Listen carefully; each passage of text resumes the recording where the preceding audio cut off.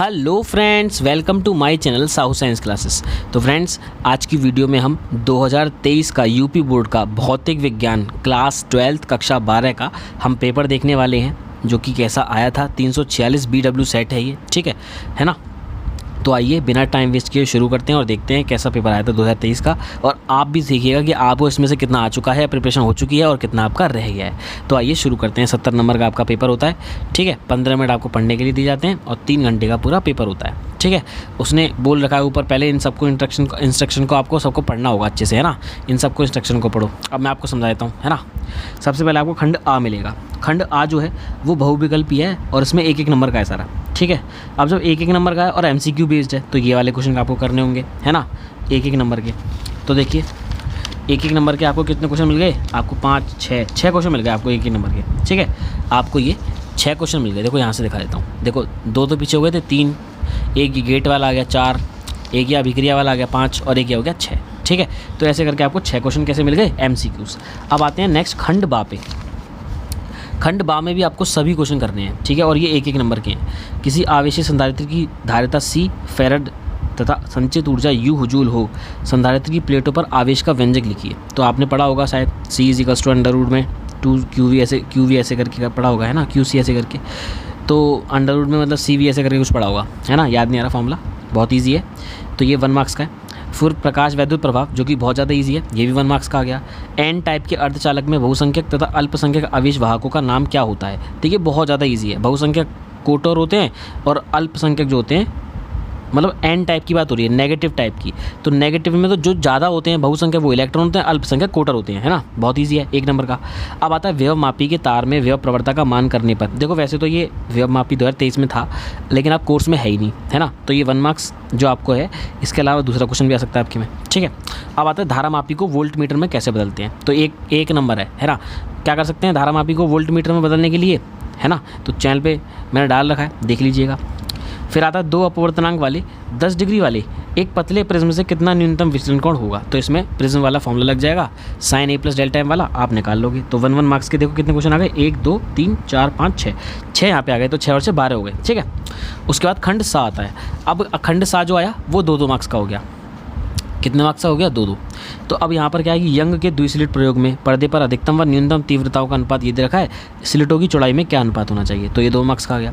एक तार का प्रतिरोध 2 ओम है, तार की त्रिज्या खींचकर आधी कर दी जाती है। तो नए तार का प्रतिरोध याद करो। ये तो भाई बहुत अच्छे से कर रखा है आपने, खींचकर आधी दोगुनी कर दी जाती है। तो R' = N² R वाला फॉर्मूला लग जाएगा, क्वेश्चन कर लोगे। तो ये 2 मार्क्स का ये हो गया।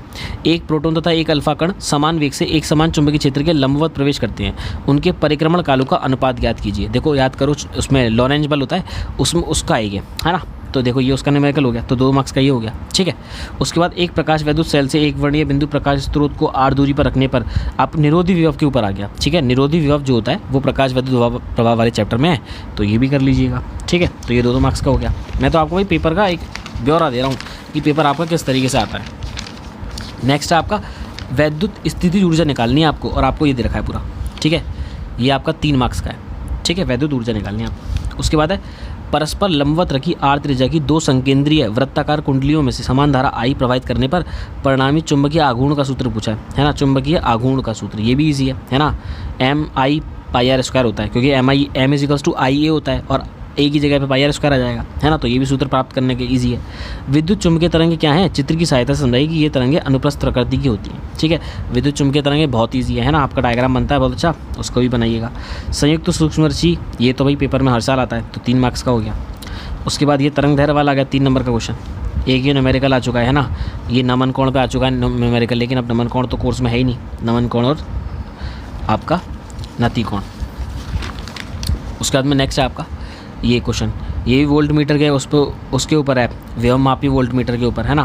तो ये भी अब नहीं आएगा वैसा, पर इसके अलावा कुछ और आ सकता है, तो उसको भी कर लीजिएगा, 3 मार्क्स का। फिर है एम्पियर के परिपथीय नियम की सहायता से एक लंबे सीधे परावैयी चालक के कारण किसी बिंदु पर चुंबकीय क्षेत्र का सूत्र, ये भी करा रखा 3 नंबर का अच्छे से। उसके बाद ये एक न्यूमेरिकल आ गया, है ना, प्रिज्म पे बेस्ड। उसके बाद देखो ये है 10 सेमी वक्रता त्रिज्या के 2 उत्तल लेंस द्विअवतल लेंस संपर्क में रखे हैं, इन दोनों लेंसों के बीच ये भरा है। संयुक्त लेंस की क्षमता प्रकृति ज्ञात करो, ये भी बहुत ईजी है। अब नेक्स्ट आ गया ये देखो 3 नंबर का, गाउस की नमय का प्रयोग करते हुए एक अनंत लंबाई की एक समान आवेशित सीधे तार के कारण उत्पन्न, ये बेलन वाला है, आपने करा होगा 3 नंबर का, उसके बाद है प्रकाश का विवर्तन क्या है। एक स्लिट से एक वर्णीय प्रकाश के विवर्तन प्रतिरूप से प्राप्त केंद्रीय, मतलब पूरा डेरिवेशन आ गया आपका 5 नंबर का, है ना, एकल छिद्री वाला। और ये तो मैंने चैनल पे डाल रखा है, ज़रूर देखिएगा बहुत अच्छे से। फिर यंग के दूसरे प्रयोग पे आपका न्यूमेरिकल आ गया, तो आप ये कीजिए, है ना, स्पेस ये अच्छा रहेगा आपके लिए डायग्राम के साथ में। उसके बाद 2 समांतर धारावाही चालकों के बीच कार्य करने वाले बल के आधार पर 1 एम्पेयर की परिभाषा कीजिए। तो ये भी बहुत ईजी है और डेरिवेशन आपका न्यूमेरिकल भी आ गया, है ना। उसके बाद में नाभिकीय संलयन वाला आपका, नाभिकीय संलयन, है ना, नाभिकीय विखंडन होता है, तो इस पे भी न्यूमेरिकल तो आता ही है पेपर में हमेशा, 5 नंबर का है, देखो पूरा, ये भी बहुत ईजी है। फिर आ गया उभयनिष्ठ उत्सर्जक विन्यास में एनपीएन ट्रांजिस्टर की प्रवर्धन क्रिया की कार्यविधि को समझाइए, या फिर परिपथ चित्र की सहायता से अग्र अभिनति पीएन संधि डायोड को प्रणाली समझाइए, और अग्र वोल्टता व अग्र धारा का ग्राफ बनाकर गतिक प्रतिरोध को समझाइए। तो ये 5-5 नंबर के आ रहे हैं भाई। फिर है वीटी स्टोन की आपकी बुझाई दे रखी है और आईजी का मान आपसे पूछ लिया है, ठीक है, ये भी आप निकाल सकते हो, बहुत ईजी। उसके बाद में तो ये सर्किट वाला तो आता ही है भाई, ये तो 5 नंबर का है सर्किट वाला, ठीक है, इसको सॉल्व करने के लिए तो ऐसे क्वेश्चन तो आते हैं फिजिक्स में, ठीक है। उसके बाद कुछ बचा नहीं, उसके बाद तो फिर इंग्लिश में आ गया पेपर, है ना, इंग्लिश वर्जन आ गया। और ये आपको देखो पेपर कभी भी करो, आपको कोई वैल्यू याद नहीं आ रही है तो आपको जो पेपर में यूज़ हो रही है ना वो वैल्यूज़ आपको पीछे दे रखी होती हैं, तो देखो कितना ईजी है। देखो इलेक्ट्रॉन का पर आवेश होता है उस तक की वैल्यू दे रखी है आपको, तो फ़ायदा उठाइए, कोई गलती मत करिए, ठीक है। फिर इंग्लिश वर्जन में आ गया, वही आ गया इंग्लिश वर्जन में आपका, है ना, पेपर, ठीक है। तो देखा आपने पेपर ऐसा था, है ना। तो आई होप आपको वीडियो अच्छी लगी हो, वीडियो को लाइक कीजिएगा, चैनल को सब्सक्राइब कीजिएगा। मिलते हैं ऐसी ही इंपॉर्टेंट नेक्स्ट वीडियो में। Good bye guys.